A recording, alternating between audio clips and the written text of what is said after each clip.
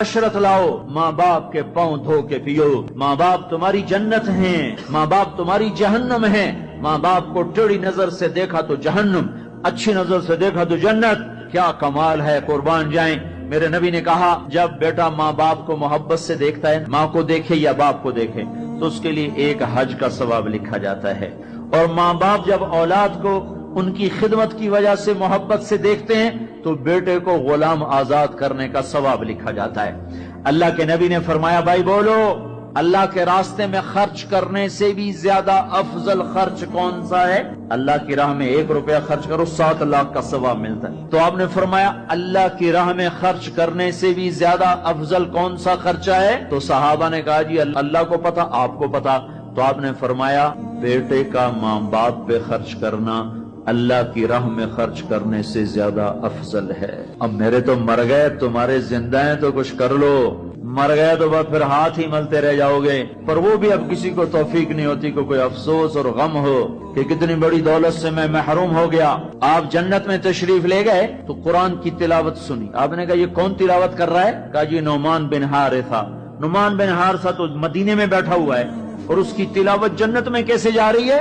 کہا جی ماں کا فرما بردار ہے، اس کی وجہ سے اس کی تلاوت جنت میں بھی آتی ہے۔ کہ تم نے اتنے لاؤڈ سپیکر لگائے ہوئے ہیں پھر بھی لوگوں کو پوری طرح باہر والوں کو سنائی نہیں دیتا ہوگا، اور نعمان اپنے گھر میں بیٹھ کے تلاوت کرتا اور آواز جنت تک جاتی ہے۔ کیا چیز لے گئی؟ نہ جہاد، نہ تبلیغ، نہ نماز، نہ صدقہ، نہ تہجد، نہ علم، نہ حدیث، نہ تفسیر، نہ کیا چیز لے گئی؟ ماں کی خدمت نے آواز کو جنت تک پہنچا دیا۔ کیسی خدمت کرتے تھے؟ ماں کے کپڑے دھوتے، ماں کی روٹی پکاتے، ماں کو نوالے بنا کے کھلاتے۔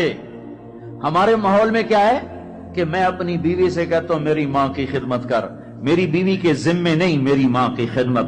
اگر وہ کہے میں نہیں کر سکتی تو اسے نافرمان بیوی نہیں کہا جا سکتا۔ میری خدمت نہ کرے تو نافرمان ہے، میری ماں کی خدمت نہ کرے تو نافرمان نہیں ہے۔ اسے میری ماں نے نہیں جنا، مجھے میری ماں نے جنا ہے، میرے ذمے اپنی ماں کی خدمت ہے۔ تو نعمان بن حارثہ کپڑے دھوتے، روٹی پکاتے، سالن پکاتے، نوالے بنا کے کھلاتے، تیل لگاتے، کنگھی کرتے، جوئیں نکالتے، اور ماں کوئی حکم سناتی اور سمجھ میں نہ آتا تو دوبارہ نہیں پوچھتے تھے اماں کیا کہا، باہر نکل کے خادمہ کو بلاتے، کہتے میری ماں نے کیا کہا تھا تو بتا، مجھے سمجھ میں نہیں آیا۔ ادب کی وجہ سے ماں سے دوبارہ پوچھتے نہیں تھے۔ اور میرے بھائیو ماں باپ کی قدر کرو۔ موسیٰ علیہ السلام نے پوچھا یا اللہ میرا جنت کا ساتھی کون ہے؟ اللہ تعالیٰ نے کہا فلاں قصائی۔ موسیٰ اور قصائی میں کیا جوڑ ہے؟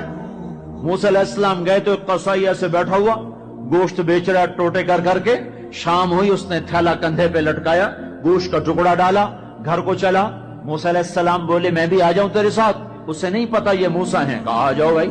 گھر میں گیا، انہیں جا کے گوشت کے ٹوٹے چھوٹی چھوٹی بوٹیاں بنائی، ہانڈی پہ چڑھایا، آٹا گوندھا، سالن تیار ہوا، روٹی پکائی، تیار کر کے ٹرے میں رکھ کر ایک بڑھیا عورت بیٹھی جس کو الٹے ہاتھ کندھے کا سہارا دے کر ایسے بٹھایا، پھر اپنے سیدھے ہاتھ سے نوالے بنا بنا کے اس کے منہ میں ڈالتا رہا، کھلاتا رہا، پھر اس کا منہ صاف کیا، اس نے کچھ بڑبڑا کے کہا، پھر اس نے اس کو لٹا دیا۔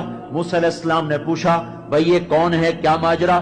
کہا میری اماں ہے، صبح جاتا ہوں اس کے سارے کام کر کے جاتا ہوں، شام کو آتا ہوں پہلے اس کے کام کرتا ہوں پھر اپنے بچوں کو دیکھتا ہوں۔ موسیٰ علیہ السلام نے کہا یہ کچھ کہہ رہی تھی۔ وہ کہنے لگا کیا بتاؤں کیا کہہ رہی تھی؟ پاگل ماں ہے، جب بھی خدمت کرتا ہوں مجھے کہتی اللہ تجھے موسیٰ کا ساتھی بنائے جنت میں، میں کہاں اور موسیٰ کہاں؟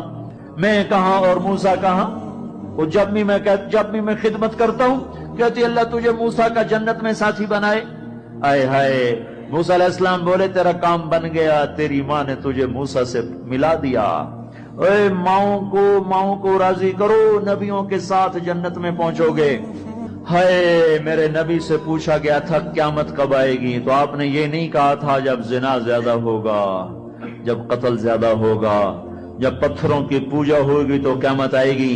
میرے نبی نے فرمایا تھا جب اولادیں ماں باپ کو ذلیل و رسوا کریں گی اس وقت قیامت آئے گی، جب ماں باپ سے ایسے بات کریں جیسے نوکروں سے کی جاتی ہے تو اس وقت قیامت آئے گی، جب ماں ڈر رہی ہو کہ میرا بیٹا کہیں بدتمیزی سے مجھ سے بات نہ کرے، جب باپ ڈر رہا ہو کہ کہیں میرا گریبان نہ پکڑ لے تو سمجھو قیامت آ گئی. اور اللہ کے نبی نے فرمایا جس نے ماں باپ کو ستایا اس پہ اللہ کی لعنت، فرشتوں کی لعنت، زمین آسمان کی لعنت.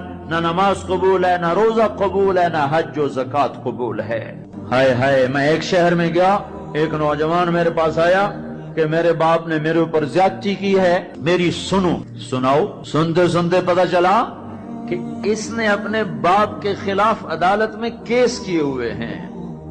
میں نے کہا بیٹا تو جلدی سے چلا جا، تو شکر کر تیرے اوپر آسمان نہیں ٹوٹا، زمین نے تجھے نہیں نگلا، تیرے اوپر کوئی آگ کا کوڑا نہیں برسا، اور اللہ نے ابھی تک تجھے درگزر کا معاملہ کیا ہوا ہے. تو بیٹا ہو کر باپ کے خلاف کیس کر رہا ہے. صرف تو نہیں رگڑا جائے گا، وہ وکیل بھی رگڑا گیا جس نے تیرا کیس تیار کیا، اور وہ گواہ بھی رگڑے گئے جنہوں نے گواہی دی. ارے ظالم، بیٹا ہو کر باپ کے خلاف تو کیس کرتا ہے. تو میرے بھائیو، اپنے ماں باپ کی خدمت کر کے جنت لے لو، جنت بنا لو. یہ جہان بھی سنورے گا، اگلا جہان بھی سنورے گا. ایک نوجوان تھے، ان کا نام ہے کلاب. وہ گئے اللہ کے راستے میں، ماں باپ تھے بوڑھے ضعیف، ہاتھ بھی کامتے تھے. تو ان کے باپ نے کہا بیٹا جب تو بچہ تھا ہم نے تجھے پالا، جب ہمارے ہاتھ کانپنے لگے نہ تیری ماں مجھے گلاس پکڑا سکے نہ میں خود پی سکوں، تو ہمیں چھوڑ کے چلا گیا. یہ اشعار جب حضرت عمر کو پہنچے تو انہوں نے فوراً آدمی بھیج کر اس بچے کو بلوایا اور مسجد میں کھڑے ہو کر ان کا کوڑا تو مشہور تھا نا، کوڑا اٹھا کے مار مار مار اس کا حلیہ بگاڑ دیا.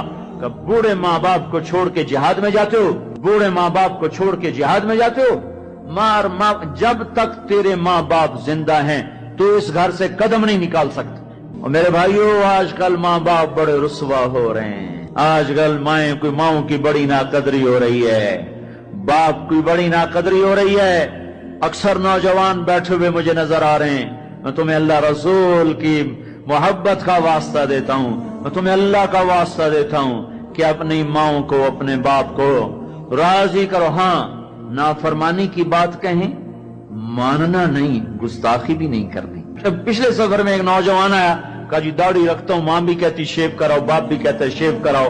میں نے کہا نہیں نہیں نہیں نہیں نہیں، بالکل نہیں اطاعت کرنی اس میں ماں باپ کی، لیکن گستاخی پھر بھی نہیں کرنی، گستاخی بھی نہیں کرنی، اطاعت بھی نہیں کرنی.